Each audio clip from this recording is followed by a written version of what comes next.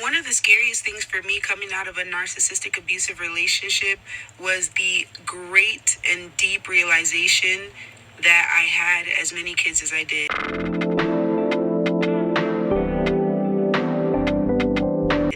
And I know that that sounds insane, like just hearing me say that, but let me explain. So, for if you're new here, long story short, I was in a really hard, toxic, abusive, narcissistic relationship, right?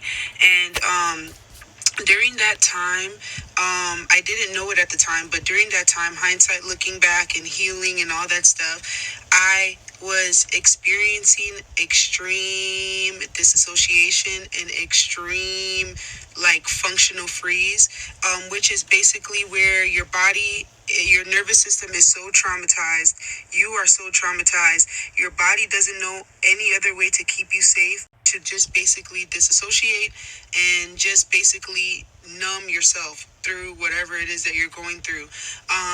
As humans, we have like fight or flight. Like if something is coming at us or we're in danger, our body kind of helps us avoid the danger, whether it's run, whether it's protect ourselves, whatever the case is. But when you're in an abusive relationship or a situation that you can't immediately get out of, our body tends to shut down in a way, in a effort to protect ourselves. And y'all, if I'm talking funny, I'm sorry. I have Invisalign in, and I don't know why it makes me talk funny and like it's hard to, I don't know. But anyways, so yeah, my body like could not handle the level of trauma I was facing. Mind you, this is not my first traumatic situation that I'm going through, guys. I had a very hard upbringing, a very hard start in life already. So just imagine that, like my emotional regulation, my nervous system was already like on its last leg. And then to top it off, I got married and was just, words cannot explain how tumultuous, how toxic, how horrible what I was facing was. So essentially my body, my nervous system just froze. It shut down. It tried to protect me by just kind of disassociating from the reality of what was happening. And I just always remembered like having my kids. And you know, when you're a mom, I've been a mom since I was 18. You kind of just go through the motions, like the day to day. Wake up, take them to school, do whatever you gotta do. Da da da da da. I breastfed. I did all the things, but I wasn't present and I wasn't conscious at all, at all. Like I don't know how to properly depict to you how like a shell of myself I was. And the thing that's so crazy is that while I was going through it, my family, of course, saw everything that was happening and they were sad and they were hurting. They were seeing me being mistreated, abused, all the things. And one day, my younger sister, she is very like prophetic, very like she always has dreams. She always knows things before they happen, like that type of stuff. Ever since we were kids. And my sister told me, she was like, Nina, I had a dream. She was like, I had a dream or like a vision. And she said in the dream, she was like, you were literally sitting at a table and you were turning into a skeleton, like literally, like in real time turning into a skeleton. And your husband, my husband at the time, she said he was like growing huge, like he was like just like growing like super muscular, super like handsome, super good looking, super everything, like while I was shrinking in the back and just like deteriorating. And she like I knew what that dream meant, but I didn't want to admit it because I felt like at that time in my life, I felt like, you know what, this is my cross. I'm gonna take it up. Unfortunately, you know, I didn't have the mindset and I didn't have the bandwidth to really understand, like, Nina, you're in an abusive relationship and you're going to, you know, not make it if you continue this way. Understand that. And I didn't want to accept that.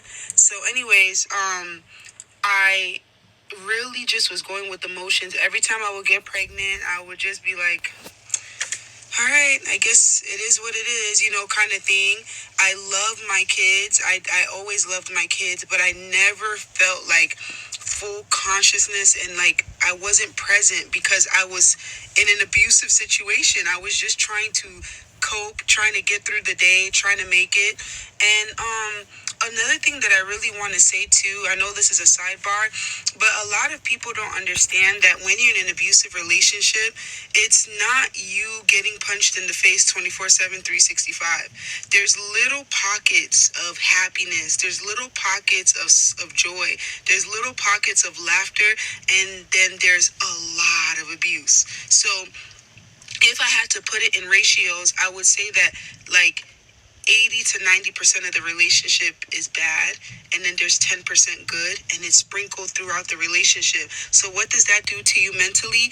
It keeps making you think like, oh, okay, it's gonna get better, it's gonna get better, it's gonna get better. You keep trying to kind of spin on a hamster wheel to get back to that good place. It's like a rat race. You're trying to get back to when they were nice to you, or that day that they treated you nice or took you out, or that day that they smiled at you, or whatever the case may be.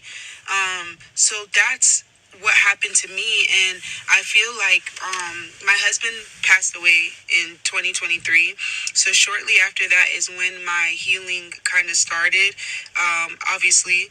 And I feel like as of recent, I want to say within like the last 8-9 months is when I really came to like deep consciousness that I have for kids.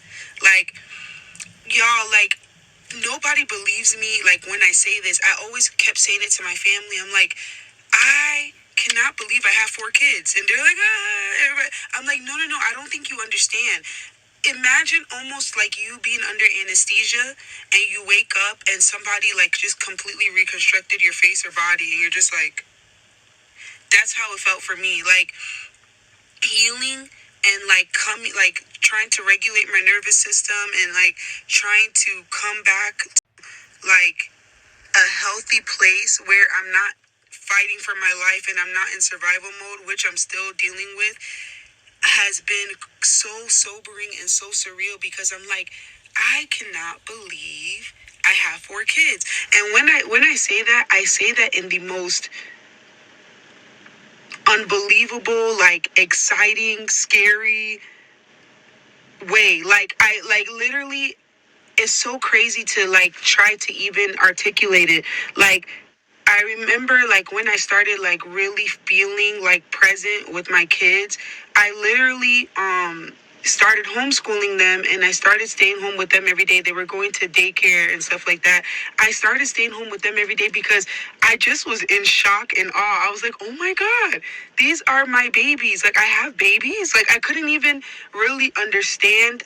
Like, my brain was trying to process like that I really had these kids. Like, it was such a crazy like experience. Like, I can only attribute it, I can only like kind of compare it to like maybe you being in like a coma or something like that, and then waking up and like realizing like, surprise, like you got your memory back and you realize you have kids, you have this. That's how it felt for me. And when I tell you, I got so attached to my kids because I like finally realized that I had them. Like, I was like, oh my God, like, wait, I had kids. So, yeah, that was really an interesting story. I really learned so much from her.